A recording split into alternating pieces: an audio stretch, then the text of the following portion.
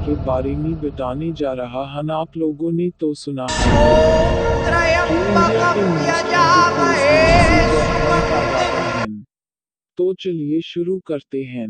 भानगढ़ का किला अपने बर्बाद होने के इतिहास और रहस्यमयी घटनाओं के कारण मशहूर है। यह भारत के सबसे डरावने स्थानों में गिना जाता है।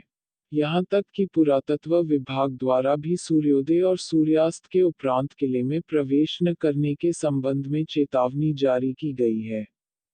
1573 में निर्मित होने के उपरांत भानगढ़ का किला लगभग 300 वर्षों तक आबाद रहा। उसके बाद यह ध्वस्त हो गया। इसके ध्वस्त और उजाड़ होने के पीछे कई कथाएं प्रचलित हैं, जो यहाँ के लोगों द्वारा सुनाई जाती हैं। भानगढ़ किले का निर्माण 1573 में आमेर के महाराजा भगवंत दास ने करवाया था। उजाड़ होने के पूर्व यह किला लगभग 300 वर्षों तक आबाद रहा। महाराज भगवंत दास के कनिष्ठ पुत्र मानसिंह थे, जो मुगल बादशाह अकबर के नवरत्नों में सम्मिलित थे।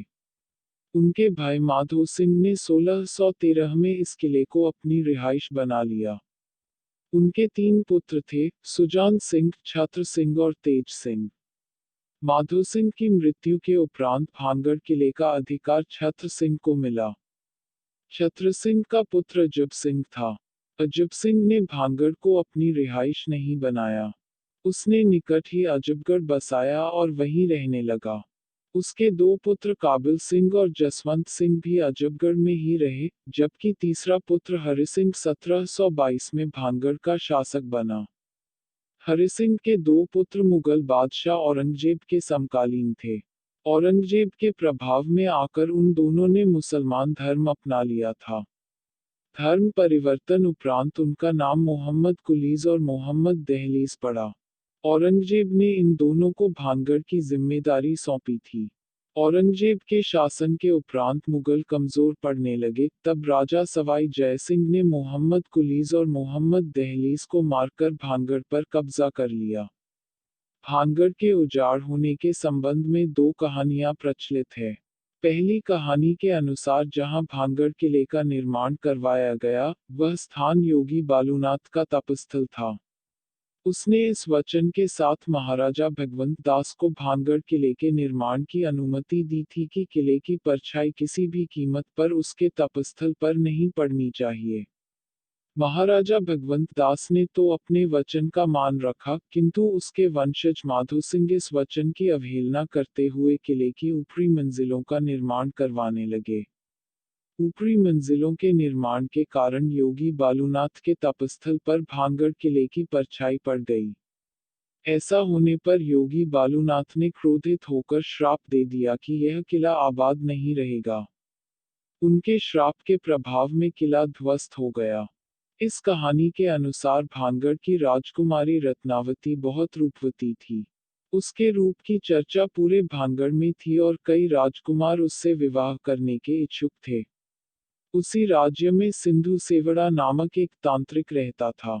वह काले जादू में पारंगत था। राजकुमारी रत्नावती को देखकर वह उस पर आसक्त हो गया। वह किसी भी सूरत में राजकुमारी को हासिल करना चाहता था।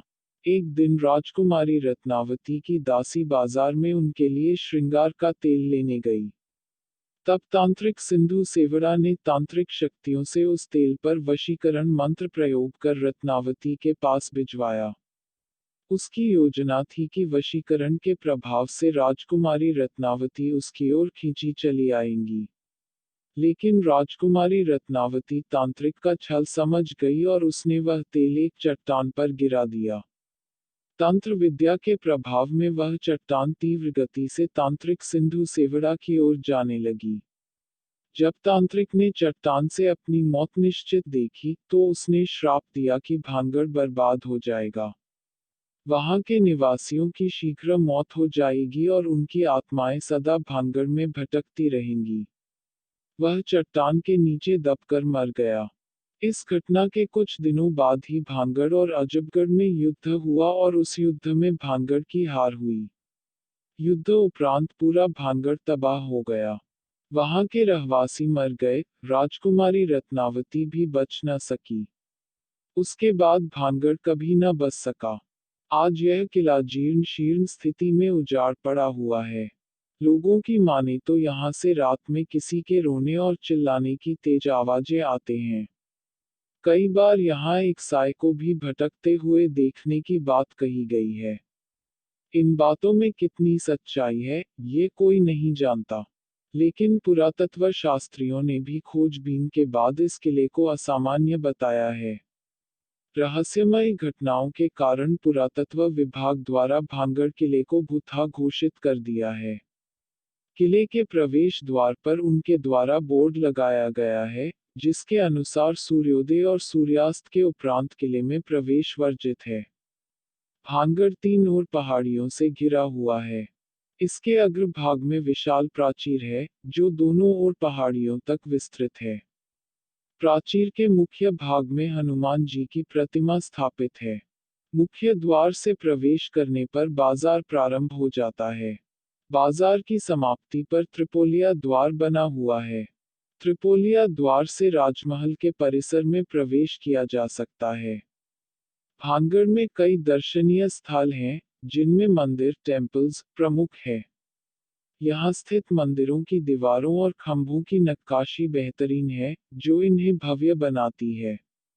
किले में स्थित प्रमुख मंदिर: भगवान सोमेश्वर का मंदिर, गोपीनाथ का मंदिर, मंगला देवी का मंदिर, केशव राय का मंदिर। पूरा भानगढ़ खंडहर में तब्दील हो चुका है, लेकिन यहाँ के मंदिर सही सलामत हैं। हालांकि मंदिरों में सोमेश्वर महादेव के मंदिर में स्थापित शिवलिंग को छोड़कर किसी भी मंदिर में मूर्तियां नहीं हैं। कहा जाता है कि इस मंदिर में केवल तांत्रिक सिंधु सेवड़ा के वंशज की पूजा करते हैं। दर्शनीय स्थल में सोमेश्वर महादेव के समीप स्थित बावड़ी भी है, जहां गांव के लोग स्नान करते हैं। इसके अतिरिक्त ध्वस्त किले के अवशेष हैं।